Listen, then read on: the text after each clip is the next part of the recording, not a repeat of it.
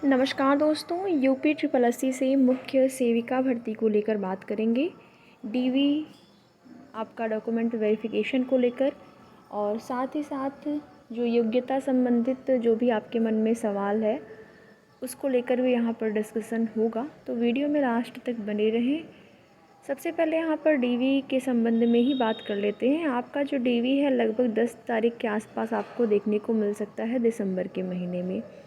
बहुत ज़्यादा समय नहीं है आपके डीवी में, तो आप सभी लोग अपने सारे अंक पत्र, प्रमाण पत्र, जो भी आपके डॉक्यूमेंट्स हैं उनको आप लोग तैयार कर लीजिए, जिसमें कि आपको बताया गया है पहले से ही 10th 12th की आपकी जो है मार्कशीट होनी चाहिए, सर्टिफिकेट होना चाहिए, और उसके बाद ग्रेजुएशन का जो आपका रिज़ल्ट है वो, और साथ ही साथ आपकी डिग्री भी होनी चाहिए।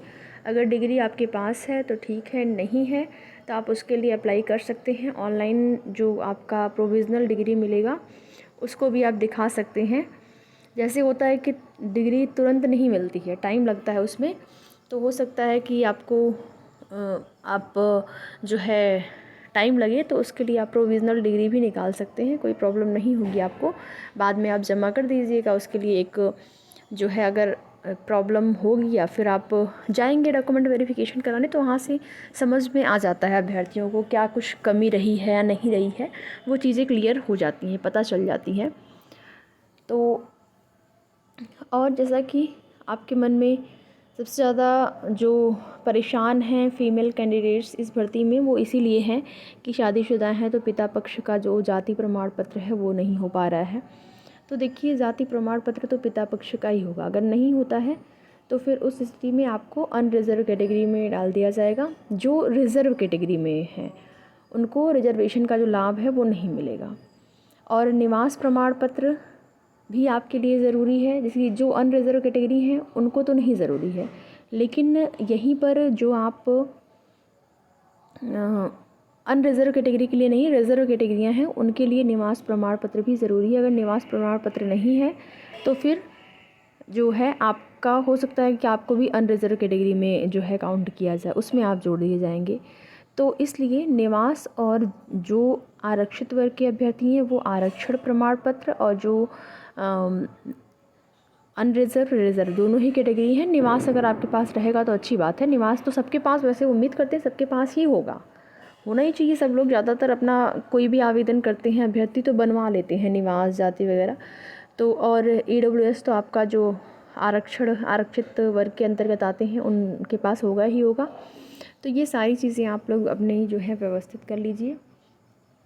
जो नॉर्मलाइजेशन मार्क्स आपके फ़ाइनल होंगे, आपका एक बड़ा सवाल है कि क्या हो सकते हैं। अभी आप देखेंगे जो आपके कट ऑफ डीवी के लिए गई हुई है, नॉर्मलाइज्ड कट ऑफ, नॉर्मलाइजेशन के बाद जो आपके नंबर गए हुए हैं वो 52 जो है आपका गया हुआ है, अनरिजर्व OBC EWS SC का। तो क्या फ़ाइनल जो आपकी कट ऑफ है उसमें बहुत ज़्यादा अंतर देखने को मिलेगा? तो देखिए, आपको बता दें कि जो आपका फ़ाइनल कट ऑफ जाएगा उसमें अनरिजर्व कैटेगरी, जैसा कि मैंने आपको पहले ही बताया, 4 से 5 नंबर अगर आपके प्लस हैं, ठीक है, जितने आपकी अभी कट ऑफ जितनी गई हुई है उससे 4 से 5, ठीक है, थोड़ा बहुत अंतर आपको देखने को मिल सकता है। अगर आप हैं तो अनरिजर्व कैटेगरी के लिए आप सेफ़ हैं 52 में।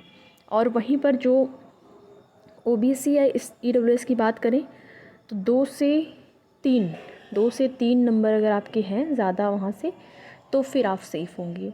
और SC कैटेगरी की और भी कम, 1 या 2 नंबर भी आपके ज़्यादा हैं तो आपका वो फाइनल नॉर्मलाइजेशन जो कट ऑफ है नॉर्मलाइजेशन होने के बाद वो आपकी जा सकती है, ठीक है। अनरिजर्व कैटेगरी 4 से 5, OBC EWS का जो है वो 2 से 3, और SC का 1 से 2 मान लीजिए आप, इतना। तो अगर इतने मार्क्स आपके बन रहे हैं तो आप अपने आप को सेफ मान सकते हैं। लेकिन मार्क्स का क्या ही पता, यहाँ पर तो ऐसा तो है नहीं कि आपका जो रिज़ल्ट जारी हुआ है उसमें आपके जो एक्चुअल मार्क्स आपके कितने थे, नॉर्मलाइजेशन मार्क्स वो दिए तो है नहीं कि आप जान पाएंगे। लेकिन जो आपकी फ़ाइनल कट ऑफ है इसी के आसपास एक्सपेक्टेड है कि जा सकती है, ये अनुमानित कट ऑफ है जो आपको बताई जा रही है। बाकी यहाँ पर देखिए, एक सबसे बड़ी जो चीज़ें सामने आएंगी वो आपका फ़ाइनल रिज़ल्ट के बाद वो ये आ सकती हैं कि इसमें बीएससी वाले अभ्यर्थियों को बाहर किया गया है। क्योंकि अगर नोटिफिकेशन के आधार पर देखा है और कोई भी भर्ती ऐसी नहीं होती है या फिर अगर होना होता है तो उसमें नोटिफिकेशन में चीज़ें मेंशन होती हैं कि इस भर्ती में या फिर इस भर्ती प्रक्रिया के दौरान इसकी जो एलिजिबिलिटी है उसमें बदलाव हो सकता है या फिर इसमें सीटों की संख्या में बदलाव हो सकता है, सीटें बढ़ सकती हैं, घट सकती हैं। तो अगर इस तरीके की चीज़ें दी गई हैं तो फिर वहाँ पर रहती है संभावना कि हो सकता है कि ये लोग योग्यता संबंधित जो भी यहाँ पर मांगा गया है चीज़ें उसमें बदलाव कर दें। लेकिन आपकी भर्ती में क्या है कि कला वर्ग वहाँ पर दिया गया है तो कला वर्ग वाले तो कन्फर्म में शामिल होंगे, वहीं पर विज्ञान वर्ग वालों पर संकट है। और जैसा कि आपको पहले भी बताया गया था, आपका डीवी का जो रिज़ल्ट है उसके आने से पहले आप सभी को बता दिया गया था कि आपकी जो ये भर्ती है इसमें आपको अभी जो रिज़ल्ट जारी होगा उसमें बीएससी 2 ईयर वालों को भी लिया जा रहा है। बट जो आपका फ़ाइनल यहाँ पर कट ऑफ बनेगी, फ़ाइनल जो रिज़ल्ट आएगा उसमें योग्यता के अंतर्गत जो लोग नहीं आएंगे, जो डॉक्यूमेंट वेरिफिकेशन होगा। वैसे तो आवेदन करते वक्त जो भी चीज़ें थी वो उस टाइम अभ्यर्थियों ने, बीएससी वालों ने भी आवेदन किया। कुछ ऐसे भी अभ्यर्थी हो सकते हैं जो कि केवल वो विशेष विषय उनके रहे हों और ज़रूरी नहीं है कि उनका स्नातक बीए ही रहा हो, कोई और भी सब्जेक्ट जैसे उन्होंने पीजी भी कर रखा हो उस विषय से, तो वो भी आवेदन कर दिए हैं। तो ये अभ्यर्थियों के बाहर होने की जो संभावना है वो 95% है।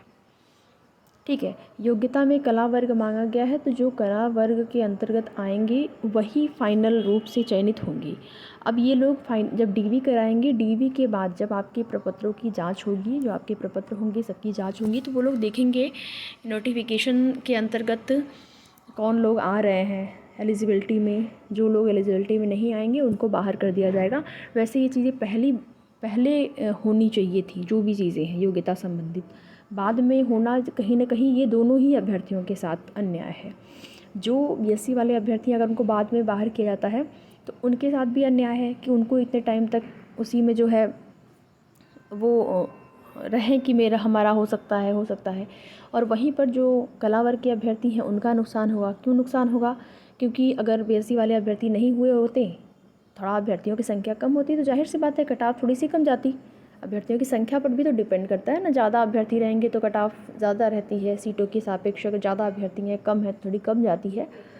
तो यही सारी चीज़ें हैं, तो इसकी वजह से सीटें जितनी हैं फाइनल चयन तो उतने ही अभ्यर्थियों का होगा, तो इन अभ्यर्थियों को यहाँ पर नुकसान उठाना पड़ सकता है। बाकी आपके मन में कोई भी अगर सवाल हो आपकी भर्ती संबंधित तो आप कमेंट के माध्यम से पूछ सकते हैं, आपको उसकी जानकारी दी जाएगी। फ़िलहाल के लिए डीवी के लिए आप लोग तैयार रहें। जिनका भी रिज़ल्ट आ गया, अगर आपने बीएससी किया है, बीए किया है, एमए किया है या फिर अब किसी भी किसके अंतर्गत आपने फॉर्म अप्लाई किया है, तो आप अगर रिज़ल्ट आपका आ गया है तो आप डीवी के लिए तैयार हो जाएं। हो सकता है बाद में कुछ रूल में लोग चेंज कर दें, वैसे होता तो नहीं है रूल में चेंज, लेकिन जो भी चीज़ें हैं आयोग विभाग क्या करेगा वो किसी को ही नहीं पता है। तो यही सारी चीज़ें हैं, बाकी आगे की जो भी सूचना होगी जानकारी आप सभी को दी जाएगी। वीडियो में लास्ट तक बने रहने के लिए आप सभी का बहुत बहुत धन्यवाद।